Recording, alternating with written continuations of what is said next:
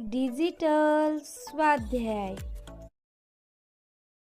स्वाध्याय इयत्ता 10वी, विषय विज्ञान, भाग 2, पाठ 6वा, प्राण्यांचे वर्गीकरण, भाग 1.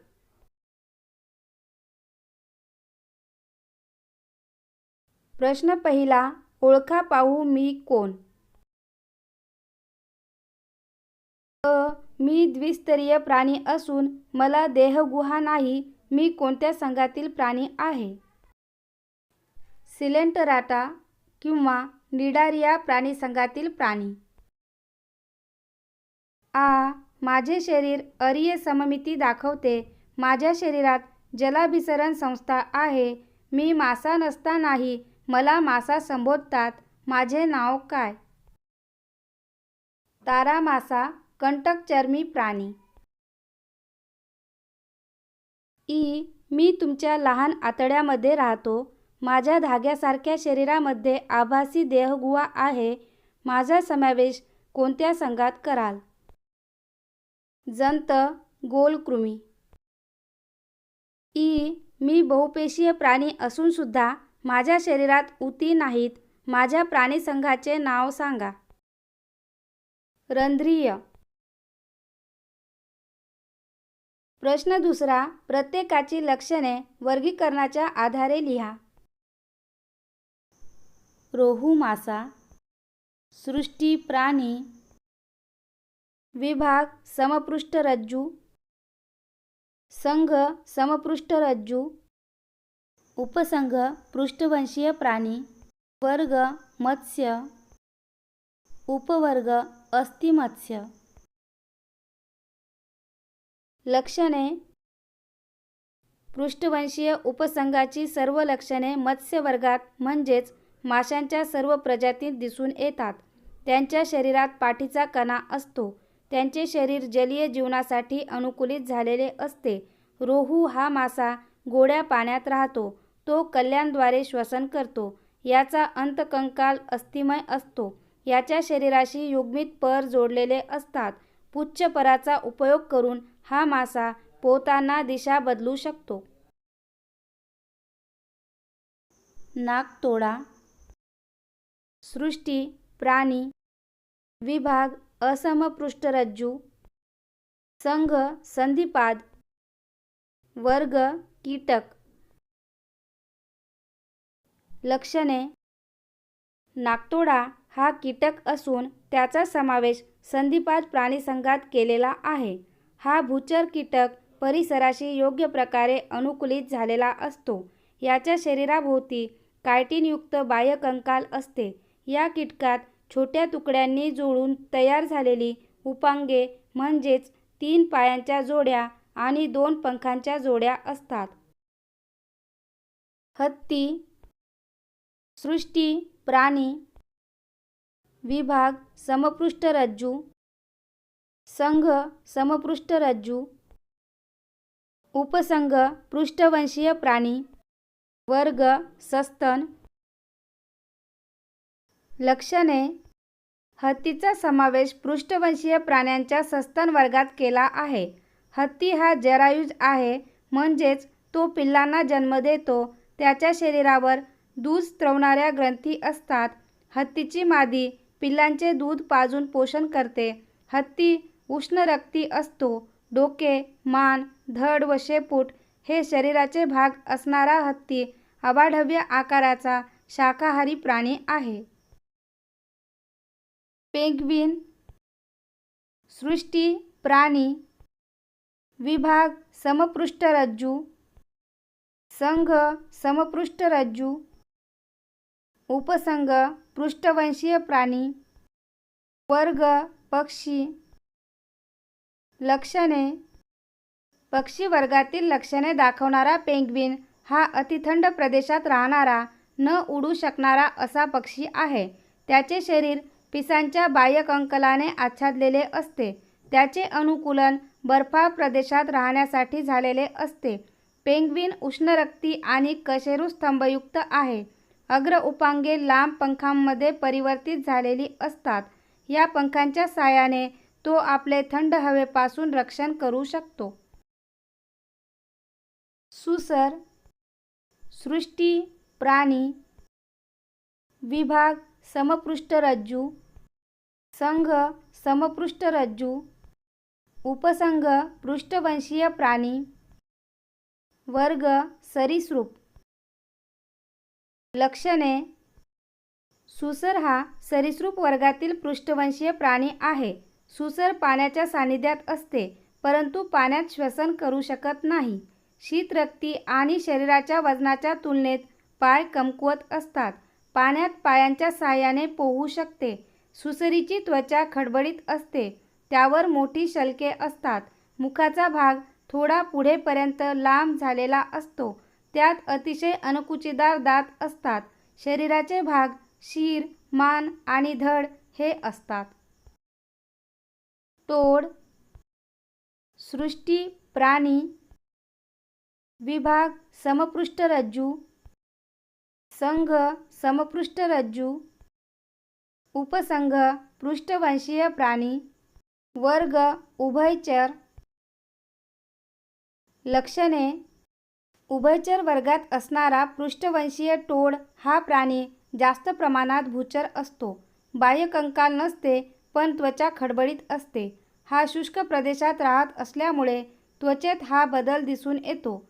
टोळच्या काही जातीत विषग्रंथी देखील दिसून येतात. याला बाह्यकर्ण नसतो, परंतु कर्णपटल असते. शरीराचे भाग डोके आणि धड असे असतात. याला मान नसली तरी बटबटीत डोळे चहूकडे फिरून त्याला परिसराचे आकलन होते. उडणारा सरडा. सृष्टी, प्राणी. विभाग समपृष्ठरज्जू. संघ समपृष्ठरज्जू.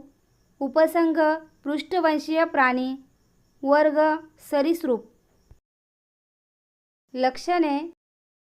सरडा हा सरीसृप वर्गातील पृष्ठवंशीय प्राणी आहे. सरडा शीतरक्ती आणि कमकुवत पायांचा असतो, त्यामुळे तो सरपटत प्रचलन करतो. त्याची त्वचा खवलेयुक्त असते. शिर, मान आणि धड हे शरीराचे भाग असतात. त्याला उड्डाणासाठी त्वचेचेच पापुद्र्यासारखे पडदे असतात. पक्ष्यासारखे पंख नसतात. हुकवर्म. सृष्टी, प्राणी. विभाग असमपृष्ठरज्जू. संघ गोलकृमी. लक्षणे. हुकवर्मचे शरीर लांबट, बारीक धाग्यासारखे असते. 5 ते 10 मिलीमीटर इतक्या लांबीचा हा गोलकृमी असतो. मानवाच्या शरीरात हा अंतःपरजीवी म्हणून राहतो. याचे शरीर त्रिस्तरीय असून त्याच्या शरीरात आभासी देहगुहा असते. शरीर अखंडित असून त्याभोवती उपचर्म असते.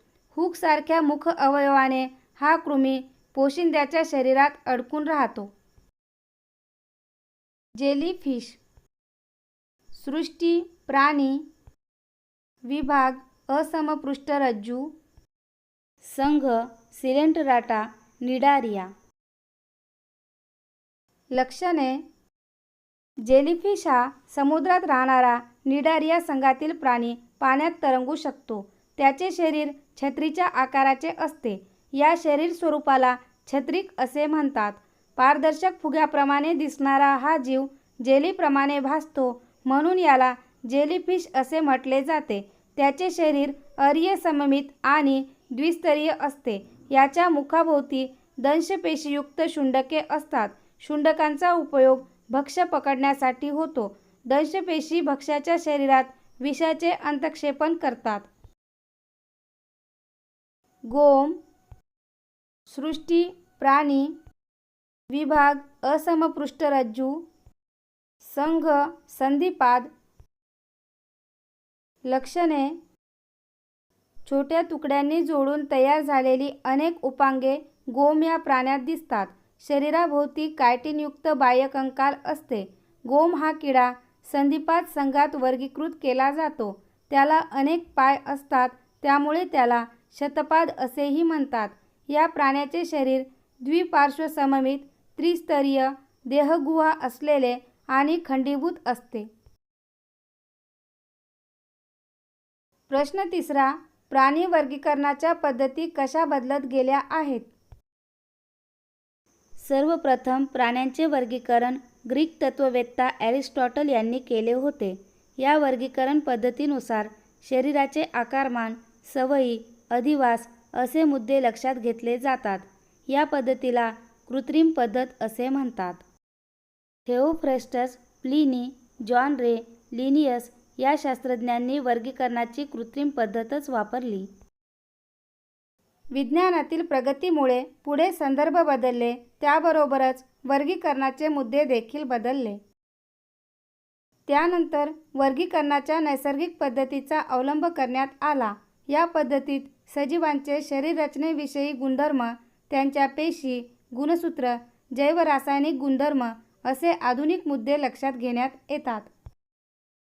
त्यानंतर डॉम्स्की आणि मेयर यांनी उत्क्रांतीवादावर आधारित असलेली वर्गीकरण पद्धत शोधली.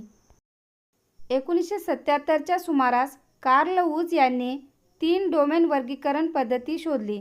त्यानुसार आधिकेंद्रकी जीवाणूंचे 2 वर्ग करण्यात आले आहेत. अशा रीतीने प्राणी वर्गीकरणाच्या पद्धती बदलत गेल्या आहेत. प्रश्न 4. रचनात्मक संघटन व सममिती यामध्ये नेमका काय फरक आहे? उदाहरणांसहित स्पष्ट करा. रचनात्मक संघटन म्हणजे पेशी, ऊती, अवयव आणि संस्था अशा प्रकारची निरनिराळी शरीर रचना. वर्गीकरण करताना लक्षात घेण्यासाठी हा एक आधारभूत मुद्दा ठरतो. सर्व प्राणी पेशींपासून तयार झालेले असतात. अमिबासारख्या एकपेशीय प्राण्यात सर्व कार्ये एकाच पेशीद्वारे करण्यात येतात. अशा प्राण्यांचे संघटन जीवद्रव्यस्तर या प्रकारचे असते. बहुपेशीय प्राण्यांच्या शरीरात अनेक पेशी असतात. उदाहरणार्थ रंध्रीय प्राणी. काहींच्या शरीरात समान कार्य करणाऱ्या पेशींचे समूह म्हणजेच ऊती असतात. उदाहरणार्थ निडारिया. तर काहींच्या शरीरात अजून प्रगती होऊन अवयव आणि नंतर संस्था तयार होतात. उदाहरणार्थ चपटे कृमी व त्यापेक्षा उत्क्रांत प्राणी संघ. उत्क्रांतीच्या प्रक्रियेत असे हळूहळू बदल होत प्राण्यांच्या संघात जटिल रचनात्मक संघटन येत गेले. सममिती हे शरीर रचनेचा पाया दर्शवते. वर्गीकरण करताना आधारभूत ठरणारा हाही एक मुद्दा आहे. सममिती लक्षात घेण्यासाठी प्राण्यांच्या शरीराच्या विशिष्ट अक्षातून काल्पनिक छेद घेतला जातो. यावर आधारित प्राणी शरीररचनेचे निरनिराळे गट पडतात, जसे असममित शरीर उदाहरणार्थ रंध्रीय, अरीय सममिती उदाहरणार्थ निडारिया आणि कंटकचर्मी आणि द्विपार्श्व सममिती उदाहरणार्थ इतर सर्व प्राणी संघ. प्रश्न 5. थोडक्यात उत्तरे द्या. शार्कचे वर्गापर्यंत शास्त्रीय वर्गीकरण करा. सृष्टी, प्राणी, संघ समपृष्ठरज्जू, उपसंघ पृष्ठवंशीय प्राणी, वर्ग मत्स्य, उपवर्ग कास्ती मत्स्य, शास्त्रीय नाव स्कॉलिओडॉन साराकोवा. कंटकचर्मी संघाचे 4 गुणधर्म लिहा. कंटकचर्मी प्राणी केवळ सागर निर्वासीच असतात. त्यांचे शरीर त्रिस्तरीय आणि सत्य देहगुहायुक्त असते. यांच्या अळी अवस्थेमध्ये द्विपार्श्व सममिती असते, मात्र प्रौढावस्थेत ते पंचअरीय सममिती मिळवतात. प्रचलनासाठी यांना नलिकापाद असतात. या नलिकापादांनी ते अन्न देखील पकडू शकतात. जे प्रचलन करीत नाहीत ते स्थानबद्ध असतात. यांचे कंकाल कॅल्शियमयुक्त कंटकींचे किंवा पट्टिकांचे बनलेले असते.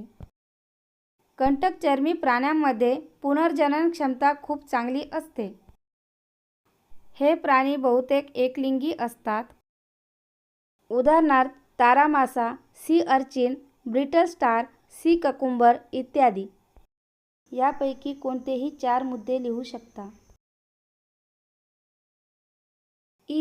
फुलपाखरू व वटवाघूळ यातील फरकाचे 4 मुद्दे सकारण स्पष्ट करा.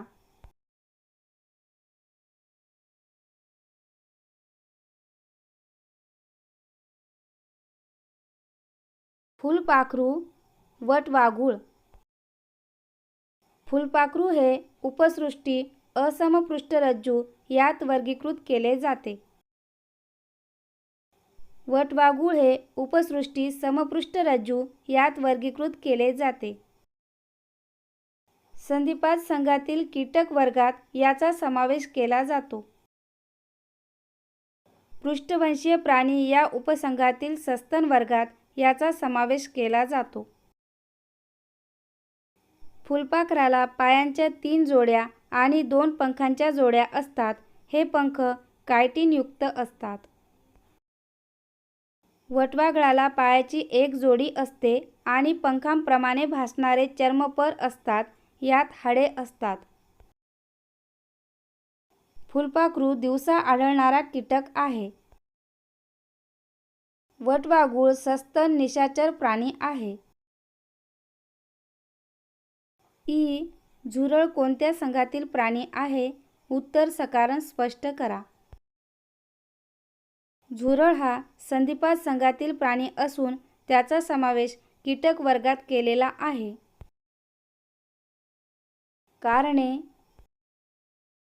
शरीरावर कायटिनच्या बाह्यकंकालाचे आच्छादन, छोट्या छोट्या तुकड्यांनी जोडून तयार झालेली उपांगे जसे 3 पायांच्या जोड्या, द्विपार्श्व सममित त्रिस्तरीय सत्य देहगुहायुक्त आणि खंडीभूत शरीर, श्वसनासाठी श्वासरंध्र व श्वासनलिकांचे जाळे.